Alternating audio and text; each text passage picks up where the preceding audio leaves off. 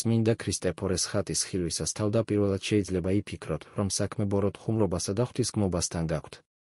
მაგრამ ეს არც ხუმრობაა და არც წმინდანის შეურაცხყოფაა, ეს წმინდა ქრისტეფორეს კანონიკური გამოსახულებაა და მსგავს ხატებსა თუ ფრესკებს ბევრ ტაძარში შეხვდებით, მათ შორის სვეტიცხოველშიც. ამ ვიდეოში მოგიყვებით, ვინ იყო წმინდა ქრისტეფორე, რატომ გამოიყურებოდა ასე უჩვეულოდ და იყო თუ არა ის საერთოდ ადამიანი. ქრისტეფორე ცხოვრობდა მე-3 საუკუნეში, აფრიკის ჩრდილოეთში, კონკრეტულად ლიბიაში. და იყო კინოცეფალი. ანტიკურ ხანაში ხალხი დარწმუნებული იყო, რომ ლიბიაში და ასევე ინდოეთის ნაწილში ცხოვრობდნენ ასეთი არსებები ადამიანის ტანით და ძაღლის თავით. მათ არ შეეძლოთ ლაპარაკი, მაგრამ ამავე დროს ეცვათ სამოსი და გამოიყენებდნენ იარაღებს.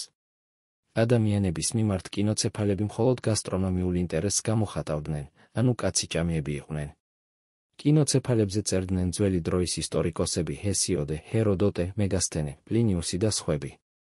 შუა საუკუნეებში მათზე იწერებოდნენ ნეტარი ავგუსტინე, მარკო პოლო, პლანო კარპინი, პორდენონე და სხვა ავტორიტეტული მკვლევრები.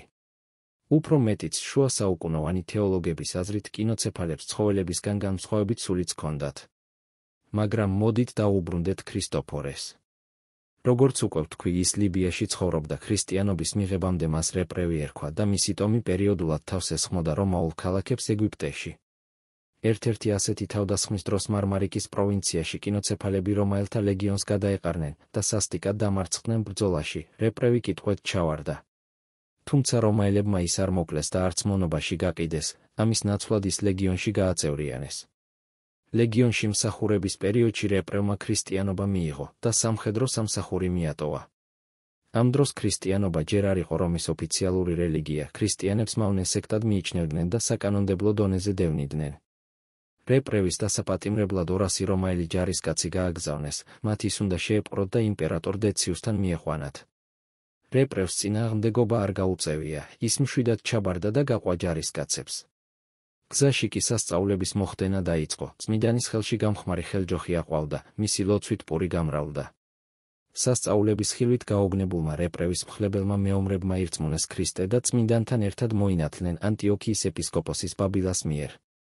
ნათლობისას რეპრევმა ახალი სახელი მიიღო, მას ქრისტეფორე ეწოდა. ამასთან ერთად მოხდა კიდევ ერთი სასწაული, მიუხედავად იმისა, რომ კინოცეფალები ვერ ლაპარაკობდნენ და მხოლოდ ძაღლივით კეფდნენ, ქრისტეფორემ ლაპარაკი დაიწყო და მაშინვე ქადაგებას შეუდგა. ამ ამბით შეწუხებულმა იმპერატორმა ახალი რაზმი გაგზავნა ქრისტეფორეს დასაკავებლად, მათ დააპატიმრეს ქრისტეფორეც და მასთან ერთად მონათლული ჯარისკაცებიც და ყველანი იმპერატორთან მიიყვანეს. იმპერატორი გაოგნებული იყო ქრისტეფორეს გარეგნობით. დეციუსმა გადაწყვიტა, ცბიერებით მოედრიკა წმინდანი. მან ორი მეძავი, კალინიკია და აკვილინა მიუჩინა წმინდა ქრისტეფორეს და უბრძანა, კვლავ წარმართობისკენ მოექციათ წმინდანი, მაგრამ მან ქალები თავად გადმოდრიკა ქრისტეს სჯულზე. დეციუსმა წამებით მოაკვდინა ქალებიც და 200 ჯარისკაციც.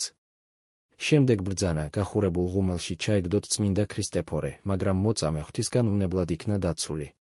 ხანგრძლივი წამების შემდეგ წმინდა ქრისტეფორეს თავი მოჰკვეთეს. რამოდენიმე საუკუნის შემდეგ ეკლესიამ ქრისტეფორე წმინდანად ცნო. მისი ხატები მრავალ ტაძარში დაბრძანდა, როგორც მართლმადიდებელ ტაძრებში, ასევე კათოლიკურში. თუმცა მე-17 საუკუნიდან დაიწყო წმინდა ქრისტეფორეს ხატების ეკლესიებიდან გატანა და ფრესკებზე მისი ძაღლის თავის ადამიანის თავით შეცვლა. რადგან წმინდანის ტრადიციული გამოსახულება ზედმეტ კითხვებს აჩენდა. ამის მიუხედავად ძველი ფრესკების ნაწილი გადაურჩა გადაკეთებას, ერთი ასეთი ფრესკის ნახვა მცხეთაში სვეტიცხოვლის ტაძარშიც შეგიძლიათ. მადლობას გიხდით ყველას, ვინც ბოლომდე უყურა ამ ვიდეოს. მომავალ შეხვედრამდე.